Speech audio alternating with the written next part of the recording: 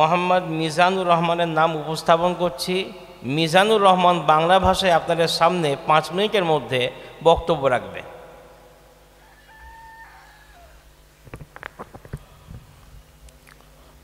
আসসালামু আলাইকুম ওয়া রাহমাতুল্লাহি ওয়া বারাকাতুহু। আলহামদুলিল্লাহি রাব্বিল আলামিন ওয়াস সালাতু ওয়াস সালামু আলা রাসূলিহিল কারীম। আম্মা বা'দ।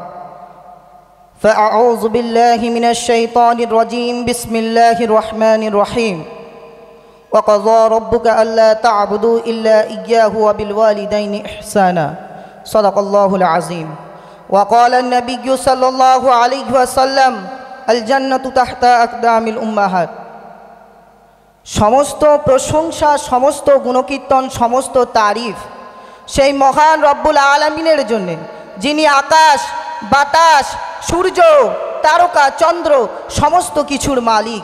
তিনি আমাদেরও মালিক, সকল বিশ্বের মালিক।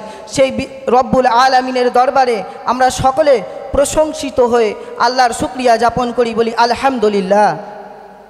এবং তানার পরে পরে বিশ্বনবী জনাবে মুহাম্মদুর রাসূলুল্লাহ সাল্লাল্লাহু আলাইহি ওয়াসাল্লাম, যেই নবীকে আল্লাহ তাআলা সৃষ্টি না করলে কুল কায়নাত কিছুই সৃষ্টি করতেন না। ওগো নবী, তুমি চন্দ্রের চেয়েও সুন্দর।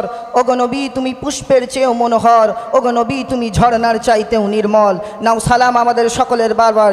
অতঃপর সকলে আমরা মিলে সেই বিশ্বনবী জনাবে মুহাম্মদুর রাসূলুল্লাহ সাল্লাল্লাহু আলাইহি ওয়াসাল্লামের উপরে দরুদের নজরানা পেশ করি, বলি সাল্লাল্লাহু আলাইহি ওয়াসাল্লাম।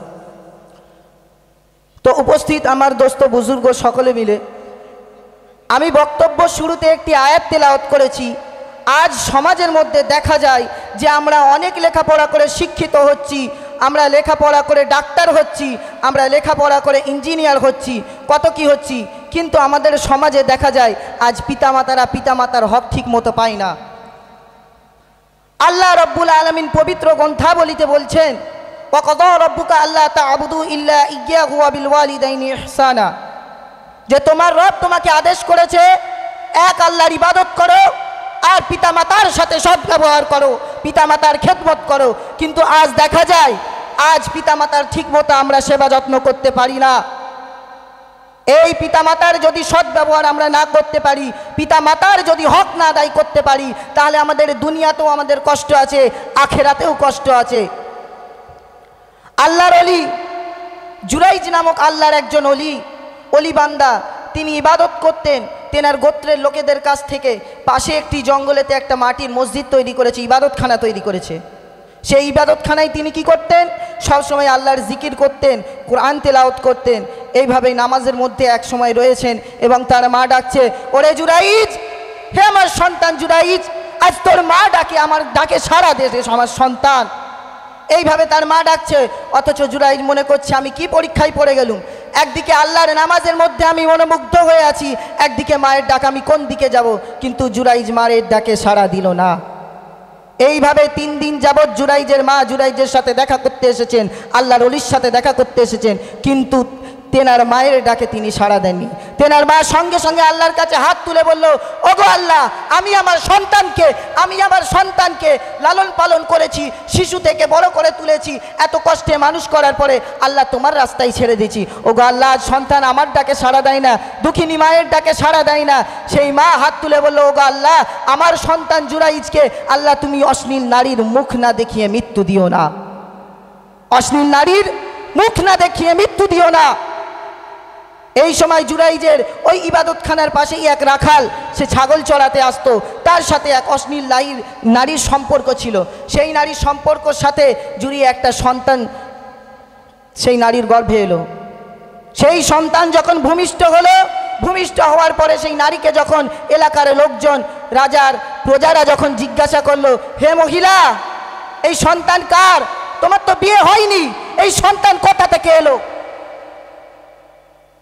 তখন মহিলা বলে, এই সন্তান হচ্ছে ওই যে জঙ্গলের মাঝেতে জুরাইজ নামক এক আল্লাহর ওলি ইবাদত করে তার সন্তান। অথচ সে আল্লাহর ওলি জুরাইজ তো তাকে চেনেই না। এইভাবেই রাজা বললেন, যাও জুরাইজকে ডেকে আনো। জুরাইজকে ডেকে আনা হলো। বলল, হে রাজা মশাই, আমি তো জানি না এই মহিলার সাথে আমার কোনোদিনই দেখা হয়নি। অথচ সেই মহিলা বলছে যে ওই সন্তানের পিতা জুরাইজ। তখন জুরাইজ বলছে, আমাকে একটা সুযোগ দিন। আল্লাহর ওলি বলছে, একটা সুযোগ দিন। তখন আল্লাহ রব্বুল আলমিনের আদেশেতে জুরাইদ সেই সন্তানকে জিজ্ঞাসা করলেন, হে ছোট্ট শিশু, হে সন্তান, তুমি বলে দাও তোমার আসল পিতাকে, তুমি বলে দাও আসল পিতাকে, আমার ওপরে যেই দাবি চাপানো হচ্ছে, আমার ওপরে যেই দোষ চাপানো হচ্ছে, আমাকে তুমি বাঁচাও, তুমি বলো সত্যিটা কি।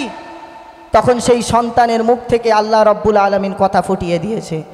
একদিনের সন্তান, সে বলে, এই অশ্লীল নারীর আমি সন্তান, আর আমার আসল পিতা হচ্ছে ওই রাখাল।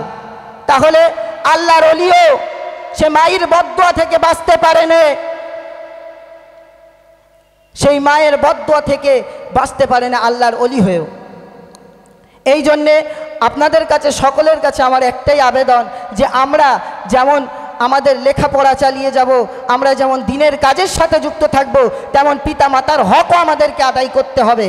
কেন আল্লাহ রসুল সাল্লাল্লাহু আলাইহি ওয়াসাল্লাম হাদিসের মধ্যে বলছেন যে জান্নাত তোমার মায়ের পায়ের নিচে। আল্লাহ রাব্বুল আলামিন আমাদের সকলকে পিতা মাতার সাথে সদ্ব্যবহার করার তৌফিক দান করুক। ওমা আলাইনা ওয়ানিল হামদুলিল্লাহি রাব্বিল আলামিন। আসসালামু আলাইকুম ওয়া রাহমাতুল্লাহি ওয়া বারাকাতুহু। আমাদের মধ্যে বর্ণাঢ্যময়